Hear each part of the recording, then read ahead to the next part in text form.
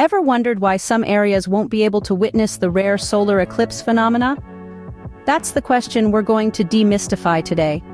A solar eclipse is a celestial ballet, a cosmic dance choreographed by the laws of physics, where the moon pirouettes between the sun and Earth, casting an ephemeral shadow on our home planet. It occurs when the moon's orbit aligns just right, allowing it to block the sun's light momentarily. To some, it might seem like the sun has abruptly decided to take a break, but in reality, it's the moon momentarily stealing the spotlight, or more accurately, blocking it. The moon, often seen as the night's luminary, becomes the day's leading actor, turning the sun into a mere backdrop, albeit a very bright one. It's a spectacle that has mesmerized humans for centuries. Our ancestors saw it as a sign from the gods, an omen of impending change. Today, we see it as a rare astronomical event, a fascinating display of the celestial mechanics at work. Yet despite its universal nature, not everyone gets to witness a total solar eclipse. You see, even though the moon, sun, and Earth are all involved in this cosmic dance, the moon's shadow isn't large enough to cover the entire Earth. Instead, it traces a narrow path known as the Path of Totality. As the Earth spins on its axis, this path travels across its surface, providing a brief window for those standing in its way to witness the total eclipse. But for those outside this path, the eclipse is either partial or not visible at all. So, if a solar eclipse is such a universal event, involving the sun, Earth, and the moon, why can't everyone on Earth see it? The answer lies in the intricate interplay of distances, sizes, and shadows in our solar system. So, let's unravel the mystery and dive into the science behind it. The key to understanding who gets to see a solar eclipse lies in a term called Path of Totality. Now, this may sound like something straight out of a science fiction novel, but it's actually quite simple. The Path of Totality is the track that the moon's shadow creates on Earth during a solar eclipse. Picture it like this. Imagine the sun, moon, and Earth are all engaged in a cosmic ballet. As the moon pirouettes between the sun and the Earth, it casts a shadow. This shadow sweeps across the face of the Earth in a narrow path, known as the Path of Totality. This path is the prime viewing spot for any solar eclipse, particularly a total solar eclipse. Within this path, the moon completely obscures the sun, revealing a breathtaking spectacle, the sun's outer atmosphere, or corona, shimmering in the daytime sky. But what about those outside of this path? Well, depending on how close you are, you may witness a partial solar eclipse where the moon only partially covers the sun. It's still a sight to behold, but it's not the full show. The further you are from the path, the less of the sun's disk the moon covers. Eventually, there comes a point where the eclipse isn't visible at all, and it's an ordinary day under the sun. Now, you might think this Path of Totality must be quite large, considering the size of these celestial bodies. However, it's surprisingly narrow. The moon's umbra, or darkest part of the shadow, where the total eclipse is visible, is usually no more than a couple hundred miles wide. So, it truly is a game of celestial luck and geographical advantage to find yourself within this path during a solar eclipse. So the next time you hear about a solar eclipse, you'll know why some people get the full spectacle, while others may see only a partial eclipse or none at all. It all comes down to the Path of Totality. This path isn't as wide as you might think. In fact, it's surprisingly narrow. The moon's shadow isn't large enough to cover the entire Earth. So where does it fall? A question that might seem simple, but the answer is a fascinating dance of celestial geometry. You see, the moon's shadow only covers a small portion of the Earth during a solar eclipse. This is because the moon, approximately 1/4 the size of Earth, casts a shadow that is significantly smaller than our planet. But how is the size and path of this shadow determined? The answer lies in the relative positions of the sun, moon, and Earth at the time of the eclipse.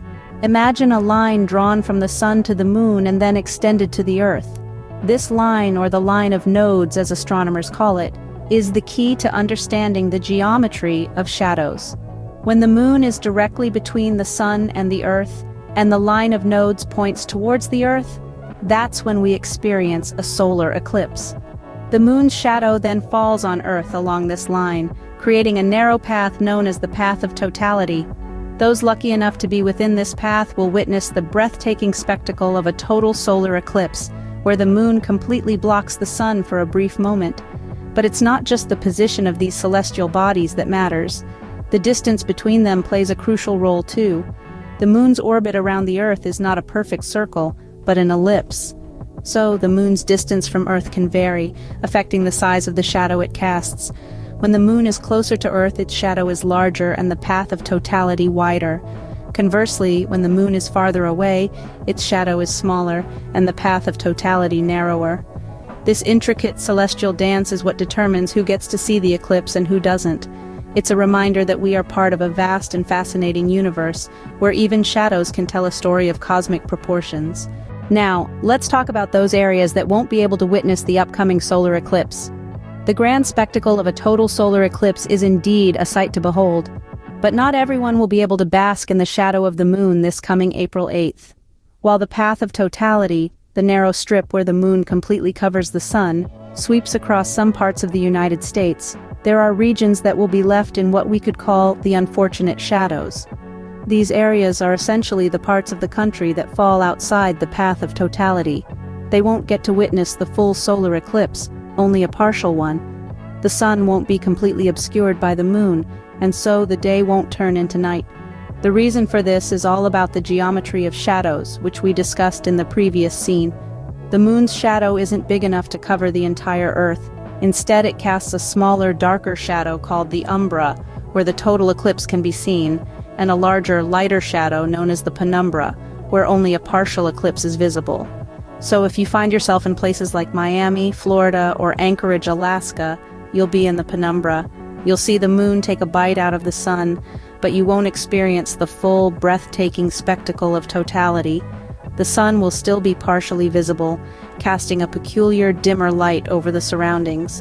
In the end, witnessing a solar eclipse, total or partial, is a marvel in itself. It's a cosmic ballet of celestial bodies, a rare alignment of the Earth, moon, and sun. It's a humbling reminder of our tiny place in the vast universe. Being outside the path of totality doesn't mean missing out completely, but the view certainly isn't as spectacular. So, if you're in one of these areas, don't forget to look up on the 8th of April. You'll still be in for quite a show. So, we've demystified why some places won't be able to witness the rare solar eclipse. Let's take a moment to revisit the key points we've unraveled in our celestial journey. First off, we explored the fascinating phenomenon of a solar eclipse. It's a celestial spectacle that occurs when the moon passes between the sun and Earth, casting a shadow on our planet and briefly turning day into night. However, this doesn't happen every new moon due to the tilt in the moon's orbit. Next, we ventured into the concept of the Path of Totality. This is the narrow strip on Earth's surface where observers can witness a total solar eclipse in all its glory. Outside this path, only a partial eclipse can be seen. We then delved into the intricate role of celestial geometry in determining the path of the moon's shadow. It's a dance of cosmic bodies, where the moon's position in relation to the Earth and Sun at the time of the eclipse, combined with Earth's rotation and the moon's orbital tilt, all come into play to shape the shadow path. Finally, we identified the areas that will unfortunately miss the upcoming eclipse. Even though the total solar eclipse will sweep across North America, not all parts of the continent will get to see the full show. Some areas, due to their geographic position and the moon's shadow path, will only witness a partial eclipse or may miss the event entirely. Remember, witnessing a solar eclipse is a rare and breathtaking experience. If you're not in the path of totality this time, don't worry. There's always a next time in the cosmic ballet of the sun, moon, and Earth.